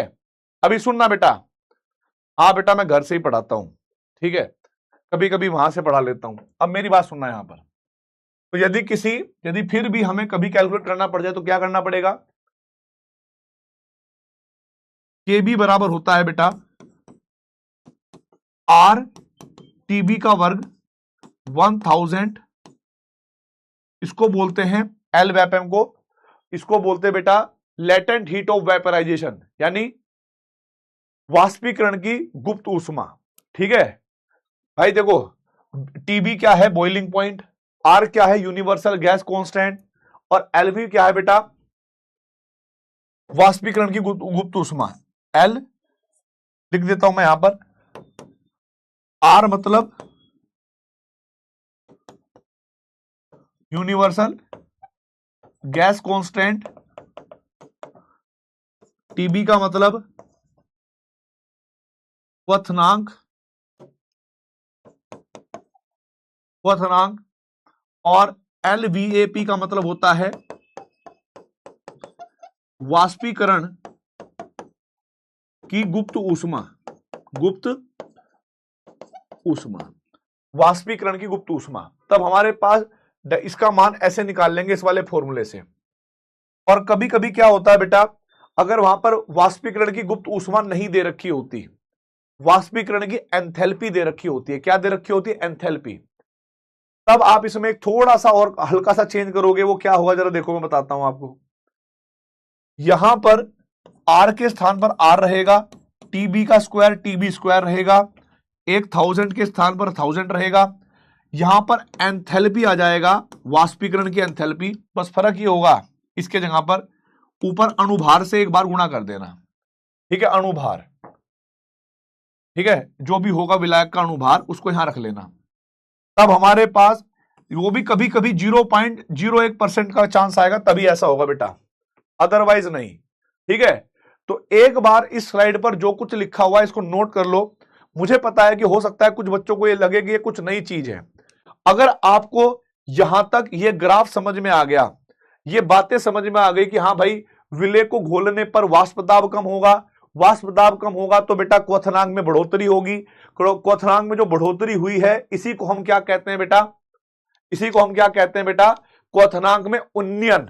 और ये किस पर निर्भर करेगा, सांद्रता पर सांद्रता कौन सी ली बेटा हमने, सांद्रता ली हमने मोललता। क्वेश्चन आया कि क्यों मोललता ली, क्योंकि सर मोललता इसलिए ली क्योंकि ये ताप पर निर्भर नहीं करती, नहीं तो हम तो मोलरता लेने के मन में थे सर। मैंने कहा ठीक है। उसके बाद जैसे अनुक्रमानुपाती के चिन्ह को हटाओगे तो क्या आएगा, एक कांस्टेंट, उस कांस्टेंट को क्या बोलोगे, मोलल उन्नयन कांस्टेंट, मोलल उन्नयन स्थिरांक या इबियोलोस्कोपिक कांस्टेंट। ठीक है, वैसे तो 99.9% चांस है कि क्वेश्चन में डायरेक्ट दे रखा होगा इसका मान, लेकिन फिर भी अगर आप भूल जाए, ठीक है, या दे ना रखा हो, कैलकुलेट करवाना चाहता हूं आईटी एडवांस में, जेईई मेंस में नहीं, जेईई मेंस में तो पक्का देगा, ठीक है, तो आप इस वाले फॉर्मूले का प्रयोग कर सकते हो। तो पहला काम हमारा ये नहीं है कि सर एकदम 100% क्रिस्टल क्लियर हो गया, 60% भी क्लियर हो गया, मजा आ जाएगा।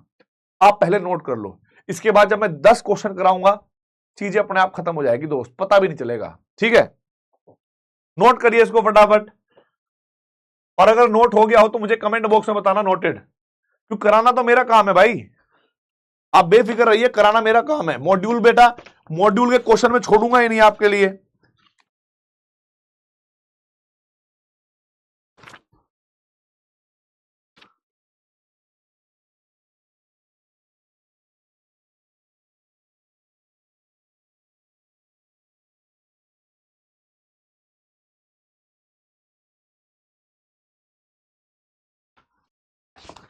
नोट हो गया बेटा,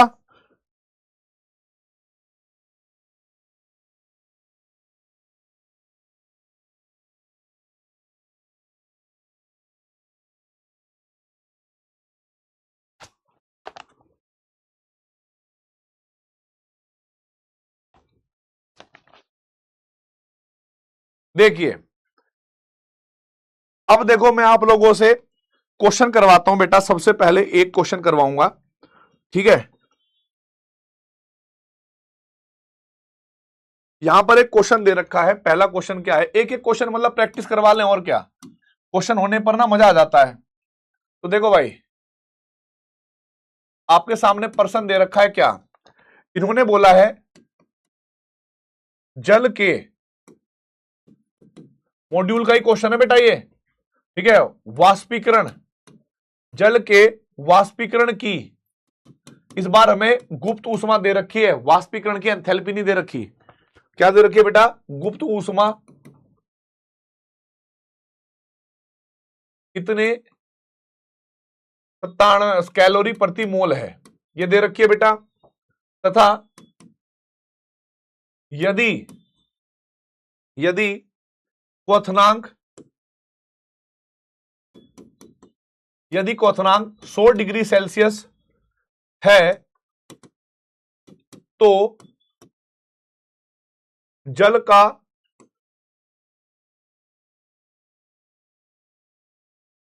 क्वथनांक मापी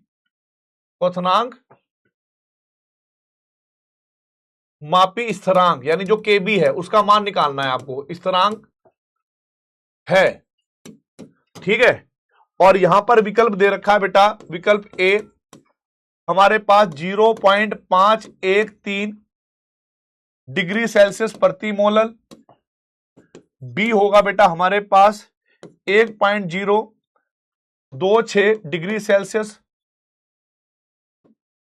प्रति मोलल होगा बेटा, और सी विकल्प होगा बेटा हमारे पास 10.26 डिग्री सेल्सियस प्रति मोलल, और विकल्प डी होगा बेटा हमारे पास 1.832 डिग्री सेल्सियस प्रति मोलल।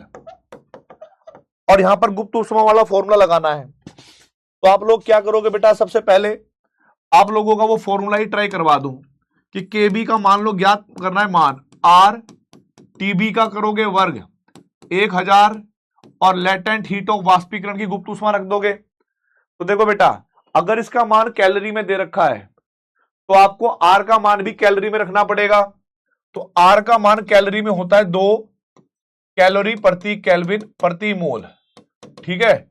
तो आप आर का मान 2 रखना, टीबी का मान 100 डिग्री सेल्सियस दे रखा है, तो यहां पर जो टीबी होता है ये केल्विन में रखते हैं, ध्यान रखना केल्विन में। कभी यहां पर आप रखने लगो बेटा जी डिग्री सेल्सियस में रख लेंगे, काम बन जाएगा। केल्विन में कन्वर्ट करना, फिर मान रखना, तब निकल के आएगा। ठीक है, अब आपका समय चालू होता है बेटा, ये 90 सेकंड का समय दे दिया मैंने, क्वेश्चन को सॉल्व करिए। ठीक है, करूंगा बेटा, अभी डाउट भी चेक करूंगा, इसके बाद डाउट ही चेक करूंगा, ये क्वेश्चन होने दो पहले। फॉर्मूला बेस्ड क्वेश्चन होगा।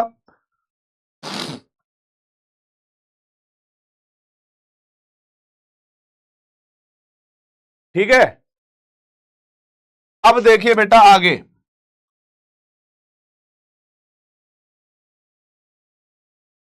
Very good very good. अब देखो यहां पर केबी का मान हमें ज्ञात करना है, आर का मान कितना आ गया बेटा 2, कैलोरी में दे रखा है 373 केल्विन कर लेना बेटा। 373 का वर्ग करोगे तो 373 गुणा 373 बटे 1000 गुणा, और इसके कितना मान दे रखा है बेटा 9700। इसको हल करने पर देखते हैं क्या मान आएगा भाई। ठीक है, अब देखते हैं इसका मान क्या आएगा।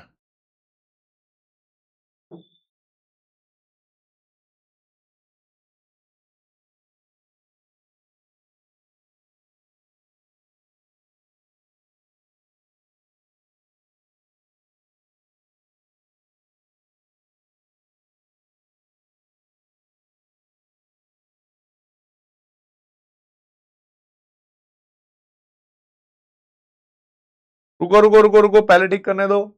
RTB स्क्वायर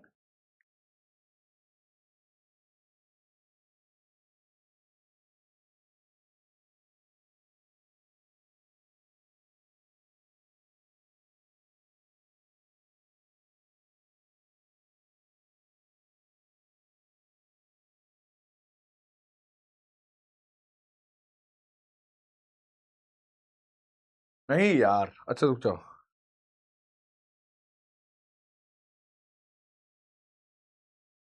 एक काम करना बेटा, यहां पर जो मान दे रखा है ना लेटेंट हीट का, वो हमें 1 ग्राम के लिए रखना होता है। ठीक है, 1 ग्राम के लिए ये जो मान होता है 1 ग्राम के लिए होता है, 1 मोल के लिए नहीं। और ये मान दे रखा है प्रति मोल के लिए, तो इसको 1 ग्राम में कन्वर्ट करने के लिए ना, 1 ग्राम में कन्वर्ट करने के लिए तो लेटेंट हीट ऑफ वेपराइजेशन होगी, वो आप 9700 को भाग करना 18 से, क्योंकि देखो ये जल के लिए दे रखा है कैलोरी प्रति मोल 1 मोल के लिए, और गुप्त ऊष्मा होती है 1 ग्राम के लिए, तो 18 ग्राम के लिए एक तरीके से ये होगी। ठीक है, तो इन्होंने देखो लिख तो रखा है गुप्त ऊष्मा, पर ये जो डेटा दे रखा है ये दे रखा है आपका एंथैल्पी का, कैलोरी प्रति मोल। क्योंकि अगर मान लो गुप्त ऊष्मा का दे रखा होता तो डायरेक्ट कैलोरी में दे रखा होता, डायरेक्ट जूल में दे रखा होता। ठीक है, अगर कैलोरी प्रति मोल आ गया तो एंथैल्पी हो गई। तो आप लोग क्या करोगे, यहां पर जब प्रति मोल में आ गया बेटा तो आप इतना सा चेंज कर दोगे, बस यहां पर एंथैल्पी ऑफ वेपराइजेशन लिख देना, क्योंकि आंसर प्रति मोल में दे रखा है, तो अणु भार से ऊपर मल्टीप्लाई करना पड़ जाएगा आपको विलायक के। ठीक है, अब आप मान रखोगे R2, इसका हो जाएगा 373 गुणा 373, और ये हो जाएगा 18 बटे 1000 गुणा 9700। अब इसका मान मैच करके आएगा। ठीक है, बता रहा हूं अभी बेटा, 0.516 0.516 आएगा, और जो मैच कर रहा है हमारे पास ए के साथ। ठीक है, क्या कर रहा है भाई, ए के साथ। तो मैं आप लोगों को एक बात बताना चाहूंगा दोस्तों, सबसे पहले एक एक बात बता देता हूं क्लियर। कुछ बच्चों ने हो सकता है मॉड्यूल में से डायरेक्ट देख के बताया हो, क्योंकि उनको नहीं पता होगा।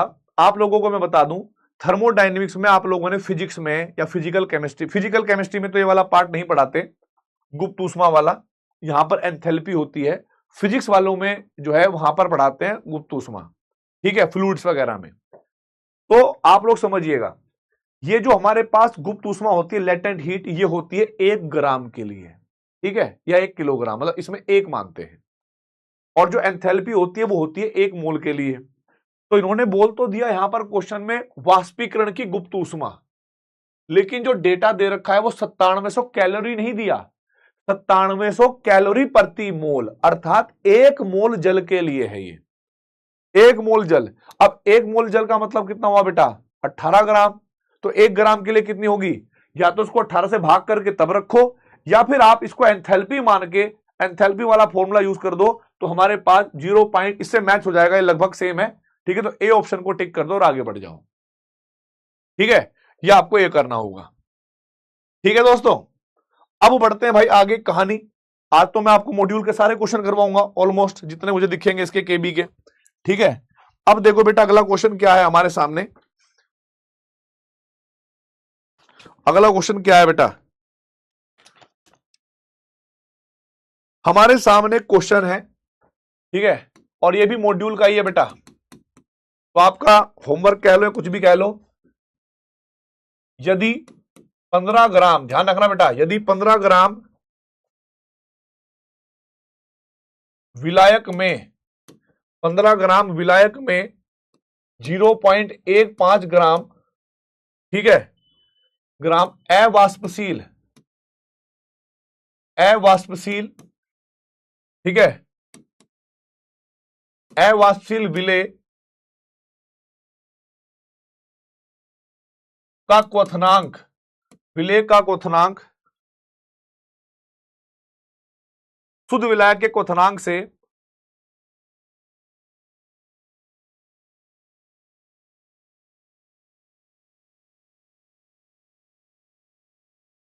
तो यदि 15 ग्राम विलायक में 0.5 ग्राम मिलाने पर विलेय मिलाने पर, ठीक है, मिलाने पर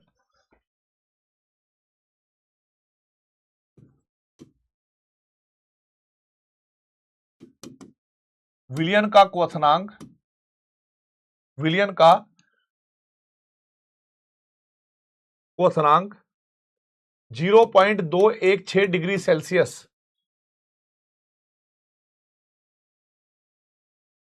अधिक है, तो पदार्थ का आणविक भार, पदार्थ का आणविक भार ग्राम प्रति मोल में क्या होगा ये बताना है। और विलायक के लिए मोलर उन्नयन स्थिरांक दे रखा है बेटा, ध्यान रखना।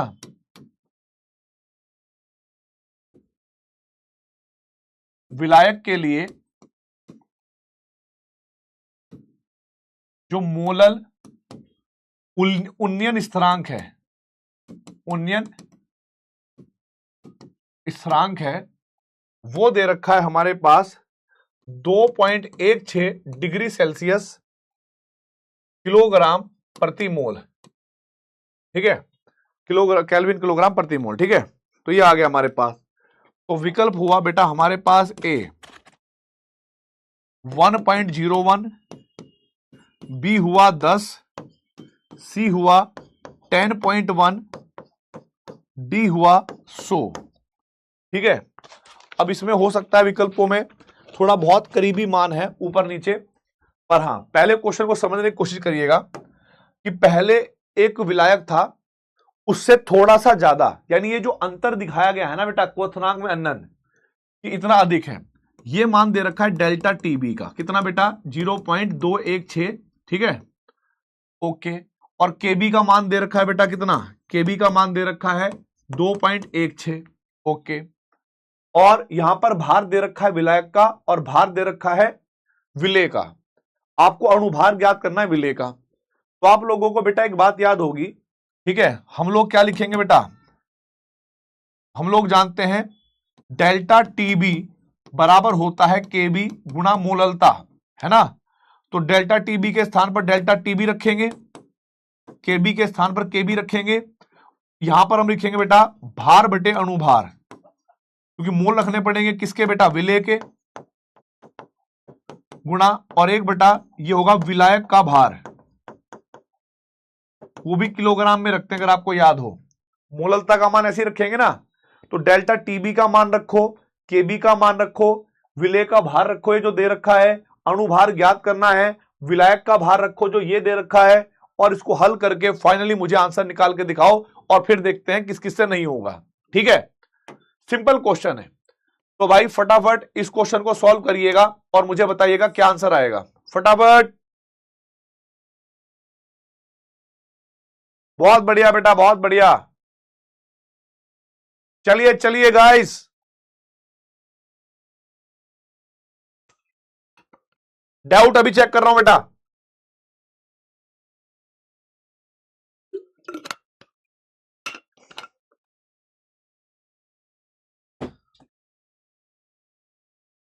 सो आ गया क्या? ए बाबू सो आ गया क्या? बहुत ठीक। देखते हैं कैसे बेटा। यहां पर आप मान रखोगे बेटा डेल्टा टीबी का 0.216, केबी का मान है 2.16, डब्ल्यू का मान है 0.15, अणुभार हमें ज्ञात करना है, और इसका मान दे रखा है ग्राम में 15, किलोग्राम में चेंज करोगे तो ऊपर 1000 से हमें गुणा करना पड़ेगा। तो हम लोगों ने क्या करा बेटा, इस पॉइंट को हटाया, नीचे 1000 आ गया, इस पॉइंट को हटाया बेटा, नीचे 100 आ गया, इस पॉइंट को हटाया हमने, एक और 100 ले लिया। अब आप जब देखोगे, इसको हल करना चालू कर दोगे, तो इस 15 से 15 कट गया, इस 216 से 216 कट गया। ठीक है, इन 2 जीरो से ये 2 जीरो कट गई, और बेटा इन 2 जीरो से ये 2 जीरो कट गई। ठीक है, या फिर मान लीजिएगा 1 जीरो इधर कट गई, 1 जीरो इधर कट गई, इसकी ब्रज गुणा करके इधर ले आए, तो अणुभार जाके निकला 100 ग्राम प्रति मोल, 100 ग्राम प्रति मोल। अब ये कहां दे रखा है बेटा, डी विकल्प में दे रखा है, डी फॉर डाकू, तेरे पेट में चाकू। ठीक है, तो डी आंसर इसका करेक्ट होगा भाइयों। तो हमारे पास 66.97% बच्चों का आंसर करेक्ट हुआ। ठीक है, कितना हुआ भाई, 66.97% बच्चों का आंसर करेक्ट हुआ। वेल डन बाबू, ये करेक्ट हो गया है। अब देखिए भाई आगे की कहानी। ठीक है, अब देखिए भाई आगे की कहानी, सबका क्लियर है? तो सबसे पहले मैं आपके डाउट चेक कर लेता हूं। सर आर का मान 2 कहां से आया बेटा? आर का मान बेटा मैं भी बता दूंगा, 2 होता है, मुझे लगा कि आपको याद होगा। पूरी 11वीं में आर का मान 2, 8.314 ये होता है, अभी बताऊंगा कैसे, थर्मोडायनेमिक्स में पढ़ाया जाता है। सर न्यूमेरिकल नहीं बन रहा बेटा, ट्राई करके पेन चलाना मेरे साथ साथ, नहीं बन रहा तो देख देख के लिख, घर पे ट्राई कर, बनेगा। ठीक है, सर केबी का मान केल्विन क्यों नहीं दिया, हो सकता है बताऊंगा भी। ठीक है, सर फॉर्मूले में केल्विन में वैल्यू पुट भी, बट आंसर डिग्री सेल्सियस में कैसे आया, ये भी डाउट क्लियर करूंगा। अब मैं आपको बताता हूं, ये सारे जो डाउट हैं आपके क्लियर करता हूं मैं आपको। ठीक है, सबसे पहले हम लोग आते हैं यूनिट पर। इस पर आते हैं बेटा, केबी की यूनिट पर, क्योंकि मुझे अभी यूनिट करानी थी। देखो बेटा, अगर मैं यूनिट निकालूं केबी की यूनिट निकालूंगा, यहां पर केबी की यूनिट क्या होगी बेटा, डेल्टा टीबी की यूनिट बटे मोललता की यूनिट, यही होगा बेटा। ऐसे निकालते हैं हम फिजिक्स में यूनिट।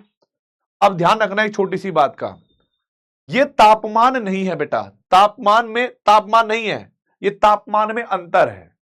आप कहोगे सर तो क्या हो गया, मैंने कहा देखो बताता हूं। अगर तापमान 1 डिग्री सेल्सियस है, ठीक है, तापमान 1 डिग्री सेल्सियस है, और फिर तापमान हो गया 0 डिग्री सेल्सियस, तो अंतर कितने का आया, 1 का। 1 में से 0 कर दोगे हट जाएगा, 1 आएगा। जब 1 डिग्री सेल्सियस था तब केल्विन में तापमान कितना था, 274 केल्विन, और जब 0 डिग्री सेल्सियस था तब तापमान कितना था केल्विन में, 273। तो चाहे बेटा टेम्परेचर केल्विन में लो, चाहे टेम्परेचर डिग्री सेल्सियस में लो, अंतर जो होगा वो हमारे पास सेम रहेगा। ठीक है, अंतर सेम रहेगा। तो यहां से इसकी यूनिट क्या बनती है, अगर डेल्टा टीबी का मान लो मैं केल्विन में ले लूं, तो केल्विन ले लिया, और इसको हमने लिख दिया मोलल, तो आपको दिखेगा केल्विन प्रति मोलल इनवर्स, ऐसे हो जाएगा। या इसको आप डिग्री सेल्सियस भी ले सकते हो, क्योंकि देखो अंतर तो सेम है, डिग्री सेल्सियस मोलल इनवर्स, ये भी कर सकते हो आप, मोलल इनवर्स, प्रति मोलल, ये भी हो सकती है एक यूनिट। ठीक है, एक यूनिट क्या होगी बेटा, केल्विन प्रति मोलल, एक होगी डिग्री सेल्सियस प्रति मोलल। और देखो मोलल को खुद क्या कहते हैं, मोलल होती है मोल प्रति किलोग्राम। ठीक है, क्या होती है बेटा, मोल प्रति किलोग्राम। तो इसके लिए हमने क्या लिखा बेटा, यहां से देखो, यहां से केल्विन, इसको लिख दिया हमने मोल प्रति किलोग्राम। तो ऊपर जाएगा ये, तो यूनिट क्या बन जाएगी, केल्विन किलोग्राम मोल इनवर्स, ये भी देखने को मिलेगा आपको। अच्छा, केल्विन की जगह पर डिग्री सेल्सियस भी हो सकता है, तो इसकी यूनिट होगी degree Celsius kilogram mole inverse. मेरा कहने का मतलब है ये इसकी यूनिट हो सकती है। तो जिन जिन बच्चों को ये डाउट था कि सर जी डिग्री सेल्सियस में इसकी यूनिट क्यों दे रखी है, क्योंकि वहां पर अंतर है, क्वथनांक में जो उन्नयन है वो अंतर है, वो एक्चुअल टेम्परेचर नहीं है, वो तो केवल अंतर हुआ। ठीक है, एक परिमाणिक मान हुआ। तो इस वजह से अगर आप लोगों का डाउट क्लियर हो गया हो तो प्लीज कमेंट बॉक्स में आग लगा दीजिएगा, दिल बना देना। ठीक है, ओके बेटा, ओके। अनुप्रयोग तो करा दिया मैंने, कमी करवानी है राउल्ट के नियम में ना। बहुत बढ़िया, बहुत बढ़िया।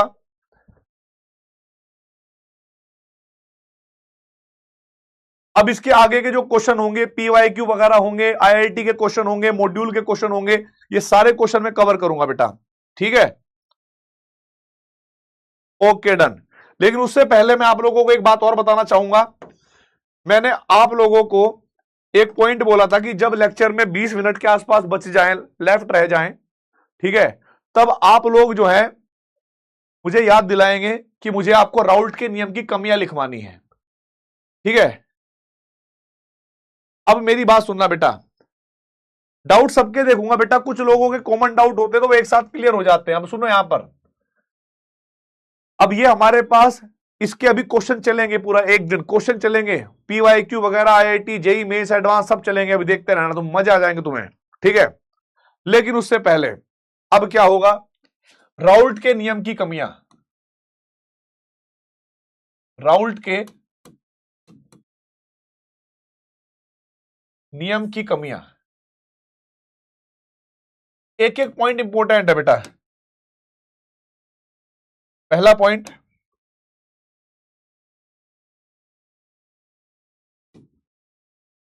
राउल्ट का नियम केवल तनु विलयनों पर, तनु विलयनों पर लागू होता है। ठीक है, राउल्ट का नियम केवल तनु विलयनों पर लागू होता है, सांद्र विलयनों पर नहीं, सांद्र विलयनों पर नहीं। दूसरा पॉइंट देखो बेटा, यदि कोई विलेय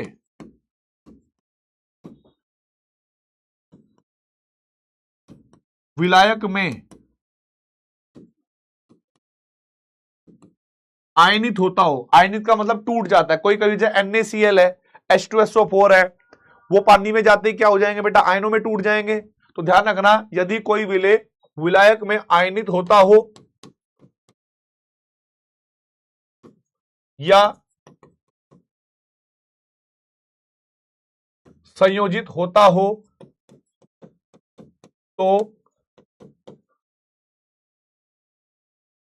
तो ऐसे विलयनों पर, ऐसे विलयनों पर राउल्ट का नियम, राउल्ट का नियम लागू नहीं होता, राउल्ट का नियम लागू नहीं होता। तीसरा पॉइंट देखिए, तीसरा पॉइंट देखिए बेटा, अगर कभी भी ऐसा हो जाए बेटा कि कोई विलेय विलायक के साथ रिएक्शन कर ले, अभिक्रिया कर ले, तब भी राउल्ट का नियम लागू नहीं होता। ठीक है, तो ध्यान रखना बेटा, यदि विलेय विलायक के साथ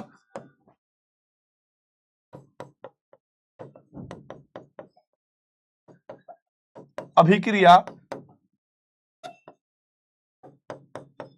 करता हो तो भी राउल्ट का नियम लागू नहीं होता।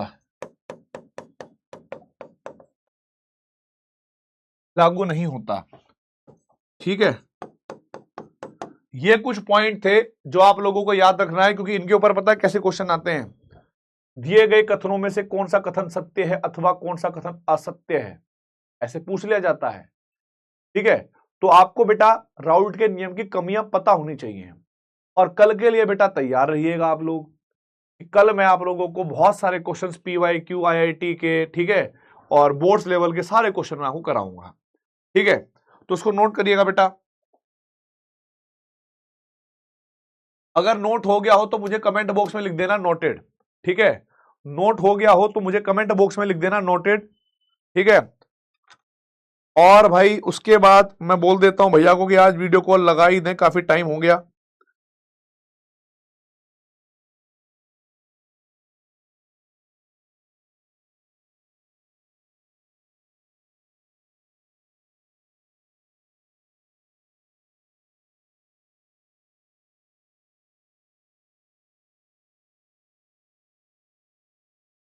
ठीक है, भैया को बोल देता हूं।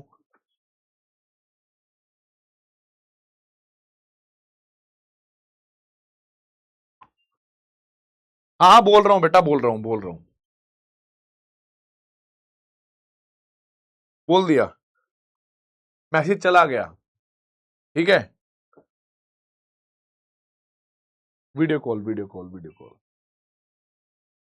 आ रही, लग रही है आज वीडियो कॉल। बहुत बढ़िया बेटा। देखो ये वाली बात होती है ना कई बार, जब कल छुट्टी क्यों है, कल बेटा लेबर डे है इसलिए छुट्टी है, मतलब पूरे भारत में छुट्टी रहती है कल। ओके, इस कारण छुट्टी होगी, नहीं तो छुट्टी का तो क्या मतलब था। ठीक है,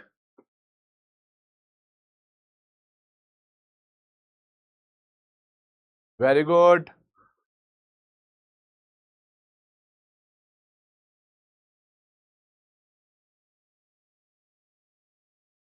चलिए, हमजा हली मजारी, ना जी ना ना बाबू, ऐसा ना हो पाएगा। ठीक है, तो भाई कनिष्क सागर सर का फैन, ओ माय गॉड। अब एक साथ चू चू मत करना भाई, मतलब जिनका नंबर आएगा एक एक करके बात करूंगा, सारे एकदम क्या क्या मत करना कि मुझे भी लो मुझे भी लो, सबका नंबर आता जाएगा। ठीक है, साल की फोटो दिख रही है भाई, कुछ कुछ दिखी तो है, हल्का सा, पतला सा, थोड़ा सा, हल्का सा, विशाल, अरे विशाल। हेलो विशाल, आवाज आ रही है बेटा?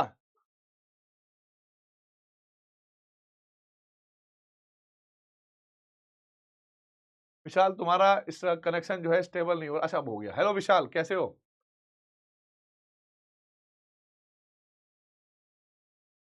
हेलो, हेलो निराकार,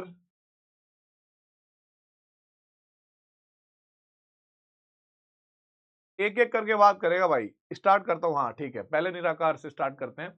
तो निराकार कहां से बिलोंग करते हो बेटा? झारखंड से? अरे वाह, कैसी चल रही है आपकी पढ़ाई? अच्छा इस बार कुछ परिवर्तन, सारे कॉन्सेप्ट बन रहे हैं? अच्छा, कॉन्सेप्ट प्यार से समझ में आते हैं या बहुत ज्यादा जद्दोजहद करनी पड़ती है?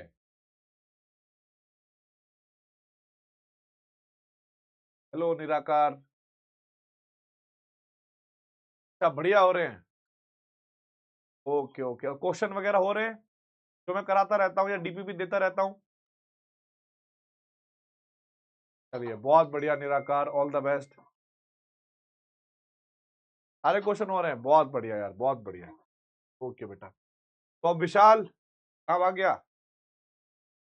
हेलो यश, यश, कहां से बिलोंग करते हो? राजस्थान में कोटा से। कैसी चल रही है पढ़ाई आपकी? क्वेश्चन कॉन्सेप्ट समझ में आते हैं और क्वेश्चन बनते हैं और डीबी वगैरह लग जाती है? तो बहुत बढ़िया यार यश, ऑल द बेस्ट बेटा, है ना? तो भाई अब नंबर आएगा हमारा अजय का। हेलो अजय, क्या हाल है, कहां से हो? एमपी से? एमपी मतलब मणिपुर से? अच्छा, मध्य प्रदेश से। और कैसे हो आप? पढ़ाई कैसी चल रही है? कॉन्सेप्ट? अच्छा, अब कर लेना टाइम निकाल निकाल के। अच्छा, नोट्स पूरे बने हैं? चलिए, और ये वाली डीपीपी कर रहे हो जो अभी मिल रही है आपको? चलो बहुत बढ़िया यार अजय, बहुत बेहतरीन। तो बेटा अजय नंबर 2, हेलो बेटा, कैसे हो? किस्मत बहुत बढ़िया है, 2 अजय मिल गए आज, है ना? आमने और सामने। तो क्या, कहां से हो अजय बेटा? रांची झारखंड। कैसा चल रहा है आपकी पढ़ाई? क्यों? अच्छा, तो फिर आप रिकॉर्डिंग बैच देखते हैं? ओके, लेकिन बेटा देखो लगातार करते रहना, है ना? ऐसे ही जैसे आज कनेक्ट हुए हैं। हाँ, आखिर में जाके देखो, कई बार क्या होता है, कोई लोग प्रॉब्लम को प्रॉब्लम मान के छोड़ देते हैं चीजों को, और कुछ लोग ऐसे होते हैं कि जो गिव अप नहीं करते, भले ही वो बाद में देखें, वो करते रहते हैं, और आखिर में ऐसे ही लोग आगे बढ़ते हैं। ठीक है, गिव अप नहीं करना है। चलो, ऑल द बेस्ट अजय। तो हेलो दीपांशु, क्या हाल है? कहाँ से, कहाँ, कहाँ की क्या, कब की क्या क्या बैकलॉग हो गई?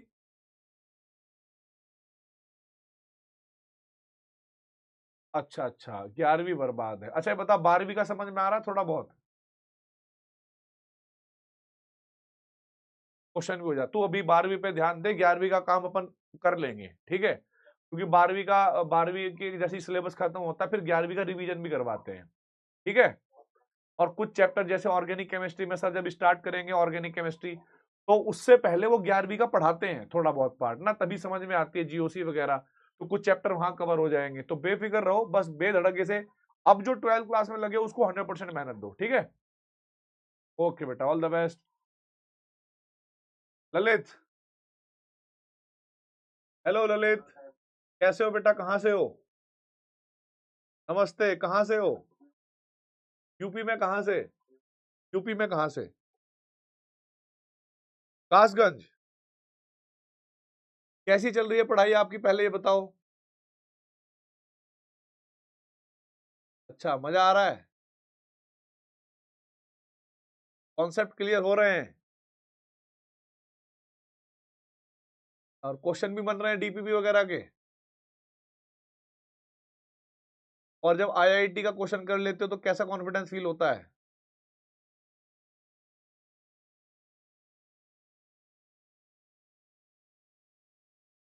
चलो बहुत बढ़िया ललित, ऑल द बेस्ट बेटा, कंटिन्यू रहना ऐसे ही मेहनत, ठीक है? ओके राजवीर, राजवीर शेखावत, ये तो किसी मूवी का हीरो लग रहा है मुझे, राजवीर।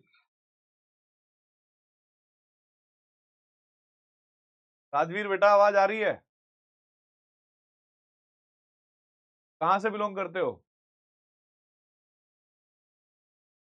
एमपी से? यूपी में? यूपी में कहां से, सहारनपुर? सहारनपुर से? बेटा आवाज आपकी नहीं आ रही ना, आपकी लिपसिंग से मैं थोड़ा आइडिया लगा रहा हूं। आपका नेटवर्क थोड़ा स्लो है, देखो अब तुम स्लोमो में चल रहे हो, और एकदम भाग गया ठीक है? एक बार नेटवर्क चला गया राजवीर, ठीक है? तो राजवीर, पढ़ाई करते रहो, ऑल द बेस्ट, ठीक है? ध्यान रखना अपना, पापा मम्मी का। राज, नमस्ते बेटा राज, आवाज चली गई तुम्हारी यार। तुम वही सिमरन के राज हो ना जो खो गए थे मेले में? अच्छा तुम अलग हो क्या? कैसी चल रही है पढ़ाई आपकी, बताओ राज।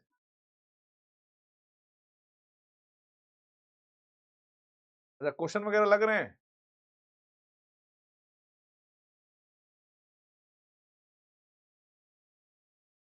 Okay okay. और पीवाईक्यू वगैरह मॉड्यूल तो मैं तुम्हें देखना क्लास में छपवा दूंगा अभी, ठीक है? ओके भाई, ओके बेटा, take care guys, love you. और अभी कोई और? Bye bye. तो भाइयों कुछ लोगों की किस्मत जो है आज यहीं तक थी, मतलब कुछ लोग जो है आज जुड़ पाए, कुछ लोग नहीं जुड़ पाए, किसी का नेटवर्क थोड़ा सा कम है, क्योंकि जो है लाइट का क्या रखता हूँ, नेटवर्क का थोड़ा इशू हो सकता है, क्योंकि आज जो है मौसम थोड़ा सा खतरनाक हो रखा है, ठीक है? बादल बादल हो रखे हैं, बारिश बारिश हो रखी है। तो बस ऐसी पढ़ाई करते रहिए, मजे लेते रहिए लाइफ में। पढ़ाई को जब मजे के साथ जोड़ दोगे तो ऑटोमेटिक आपको मजा आने लगेगा, ठीक है? Bye bye, take care guys, love you, बहुत बहुत प्यार। कल वाली क्लास में मिलेंगे, नेक्स्ट क्लास में। ये तो अजय तो स्वाद ले रहा है एकदम।